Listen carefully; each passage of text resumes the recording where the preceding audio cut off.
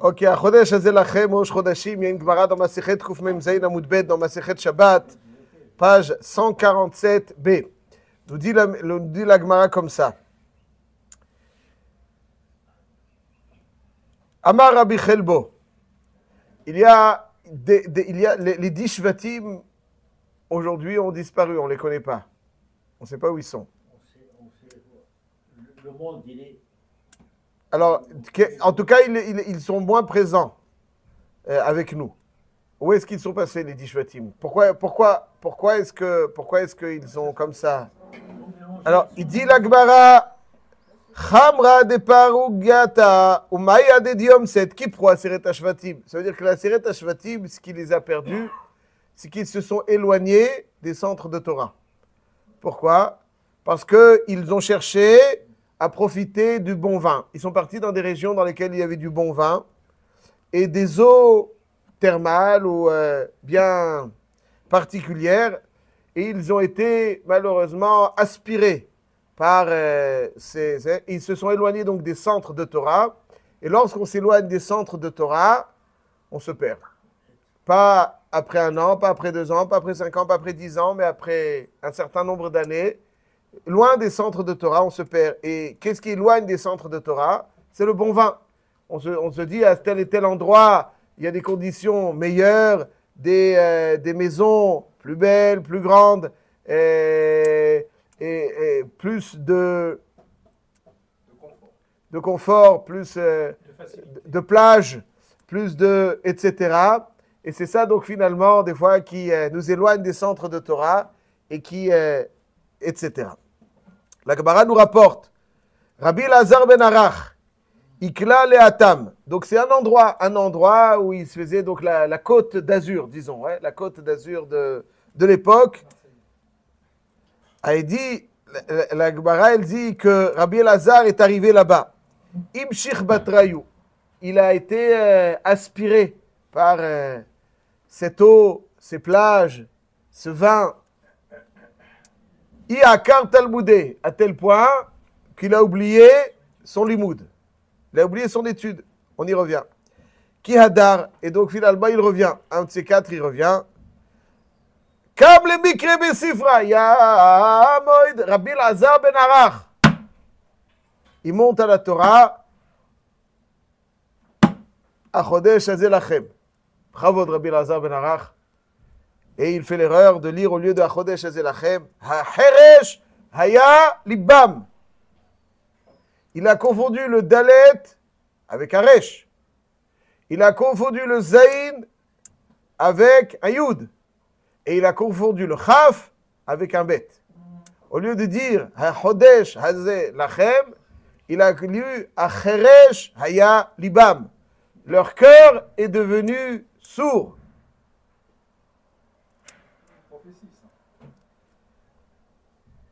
Il avait oublié.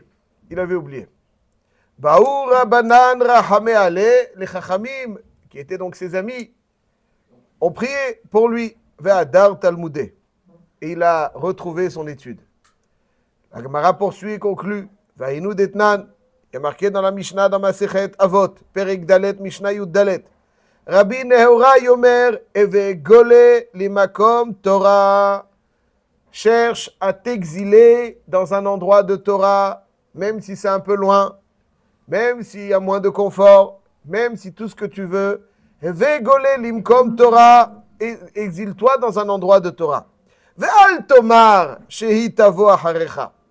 Ne pense pas que tu peux t'installer dans n'importe quelle zone de confort et dire, bon, la Torah me suivra. Je me détache quelque part des centres de Torah, d'un centre de Torah, mais là où j'irai, la Torah me suivra. Velo tomar shechaverecha yekaimua beyadecha. Parce que eux, tes amis qui sont restés près du centre de Torah, eux vont progresser. Ve'el binatra al tishaen. Et ne te fais pas trop confiance. Ne fais pas trop confiance à ton intelligence. Donc, quelque part, cette Mishnah illustre ce qui est décrit concernant Rabbi Elazar ben Arach précédemment. Il n'a pas voulu fréquenter suffisamment Makom Torah. Et en réalité, comme vous dites très bien, On va lire donc un midrash dans Kohelet Rabbah, Parasha Zayin, qui rapporte cet épisode de Rabbi Elazar ben Arach avec plus de détails. Chamisha Talmidim ayu lo le Rabban Yochanan ben Zakkai. Rabbi Yochanan ben Zakkai avait 5 élèves. Rabban Yochanan ben Zakkai, c'était le Nassi, après le Khurban. Rabbi Shimon Bar Yochai, Rabbi Akiva, finalement, combien d'élèves ont été ceux qui vont transmettre la Torah? Rabbi Yochanan ben Zakkai en avait 5. Et c'est quand tu as des élèves de qualité, c'est là que ça se passe.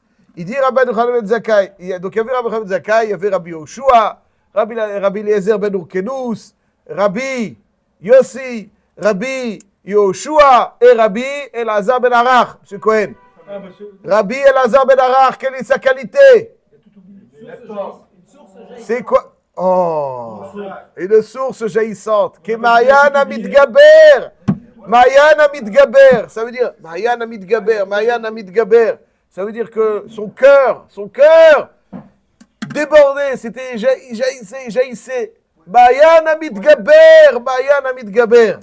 Et donc, Kolzman, Rabbi Eliezer ben Urkenus, Borsut Shana Betiba, etc., etc. C'est bien les derniers. Et donc, il est passé de Mayan à Midgaber. Mayan à Midgaber, c'était un cœur dont jaillissait un flot de sagesse et de chidouché Torah. C'est-à-dire, on peut avoir un cœur, mais si on s'éloigne des centres de Torah par souci de confort, le cœur devient muet. Sourd et muet. Il n'entend plus rien et il n'exprime plus rien. Acheresh ayalibam. Ce même cœur, qui est un cœur débordant, s'éteint. Il a besoin sans arrêt d'être stimulé. Il a besoin d'être sans arrêt de fréquenter. Et s'il se démarque, il a l'impression, moi je suis Mayan Amidgaber. Et comme on va le voir, moi je suis Mayan Amidgaber, c'est les gens qui doivent venir chez moi. C'est les gens qui vont se déplacer vers moi. Moi je me déplace. Non, moi je me déplace pas. C'est les gens qui doivent se déplacer. Moi, il nous dit le Midrash. Quand le maître Rabban Yochanan Zakkai était là, donc tous ses élèves les plus brillants étaient assis devant lui, chez Niftar. Lorsque il est Niftar, Alchou le Yavne, ils ont été dans la ville de Yavne. Allah Rabbi Elazar ben Arach etzel ishto le'Emaos. La femme de Rabbi Elazar ben Arach était originaire d'un endroit qui s'appelle Emaos, Makom Yameim Yafeh Velave Yafeh. Donc un endroit où il y avait donc décrit dans la Gemara. C'était sa femme qui était originaire de là-bas. Et finalement, il se dit, moi, je suis le meilleur. Oui, il avait raison, c'était le meilleur. N'est-ce pas? Il y a une interprétation qui dit que si les élèves, d'après Abba Shaul, dans la Mishnah, dans Pirkei Avot, Perek Bet, Mishnachet, si Rabbi Elazar ben Arach se trouvait sur un côté de la balance et les autres, c'est lui qui est plus lourd. Il est plus lourd, ça veut dire que c'était le plus costaud. Et donc, sa femme lui souffle à l'oreille, mon cher mari, c'est toi le Mayan Amidgaber. C'est à eux de venir chez toi. Et donc, il s'attendait à ce qu'ils le rejoignent. Imtin lahem shebaou etzlo, velo baou. Kevan shelo baou, bikesh lech etzlam. Bon, alors finalement, il lui manquait. Bon, il dit à son épouse, je dois les rejoindre. Ils ne viennent pas, je dois les rejoindre. Amra, mitzarich lemi, qui a plus besoin. C'est eux qui ont plus besoin de toi que toi de eux.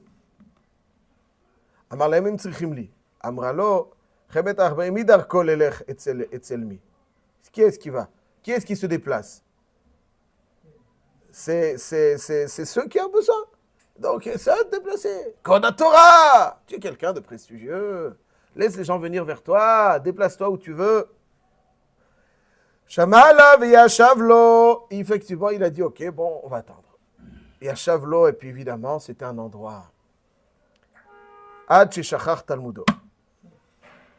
Mais après quelque temps, ils sont venus voir leur ami d'enfance. Shalou oto patritin ou patseori, mitav, achla baliftan, velo yadala shivan baliftan, des questions absolument élémentaires, ils ne savaient pas, etc. Donc tout ça, on voit effectivement, comme précisé, il a cherché à et ça, c'est donc l'un des enseignements fondamentaux de Chodesh Hazelachem. Chodesh Hazelachem, ça veut dire qu'on a la capacité du Koach HaChidush. mais il faut que le cœur soit stimulé. C'est-à-dire, on a l'impression que notre cœur, il aime la Torah. Notre cœur est rattaché à la Torah. Notre cœur est mechadesh de chidushei Torah. Où que l'on soit, on sera ce qu'on est. Ici, on vient nous dire, Rabbi Lazar ben Arach, c'était le Mayan Amidgaber des élèves de Rabbi Yochanan ben Zakkai, c'était Gdol Ador. Mayan Amidgaber, c'est-à-dire qu'il était charif, il était tout ce qu'il fallait pour dire des chidushim incroyables. C'est pas un Mayan Amidgaber, hein, c'est un Mayan Amidgaber de Rabbi Yochanan ben Zakkai. Donc ça veut dire que c'était un flot de chidushei Torah qui était incroyable. L'impression, donc ça vient de lui. Ben, ça vient de lui. Où il sera, il y aura cette source de sagesse inépuisable. Un Mayan, c'est quoi un Mayan? Un Mayan, c'est quelque chose qui normalement est inépuisable. C'est une source d'eau, c'est quelque chose qui est inépuisable. Normalement, un Mayan bien constitué.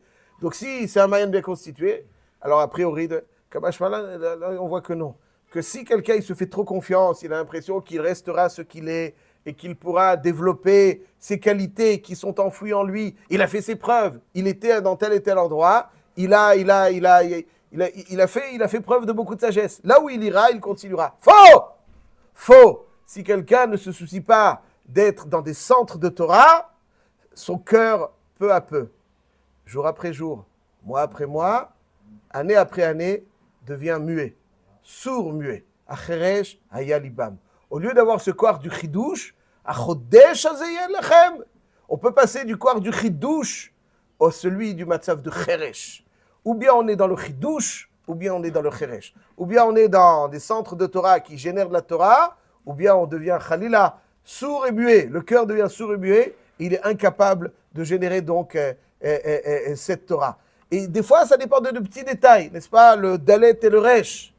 N'est-ce pas? Le dalet et le resh. Acheresh et achodesh. C'est une petite goutte d'encre qui va faire cette différence. Achad acher, chazak u baruch. Achodesh, acheresh. C'est toujours les petites différences. Ça va, je vais à 100 mètres, je vais à 200 mètres, je vais à 1 kilomètre. Tranquille. On ne le remarque pas tout de suite. Mais on le remarque au bout de quelques temps. Au lieu d'avoir, tout d'un coup, tu fais les trucs. Ceux qui fréquentaient dans le Torah, ils sont là. Ceux qui n'ont pas fréquenté, pourtant ils étaient pareils. Mais les maasés, c'est le déclin, peu à peu. Et on ne soupçonne pas ce déclin. Mais il est réel. Et puis finalement, des fois, c'est trop tard.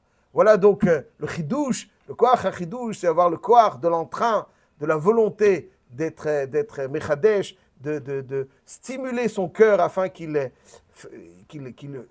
jaillissent de lui les beautés de la Torah. Et quand on est dans la source de sagesse, alors on est toujours au frais. On est toujours au frais. Alors, si le cœur devient sourd et muet, quelle tristesse. Ça, c'est ce que nous enseigne donc Achodesh Hazeh Lachem. Le koach ha-chidouche, il est en vous. Achodesh Hazeh Lachem. Il est en vous, il est chez vous, il est pour vous. Mais à la condition que vous inscrivez toujours dans cette dynamique de chidouche. Hazak.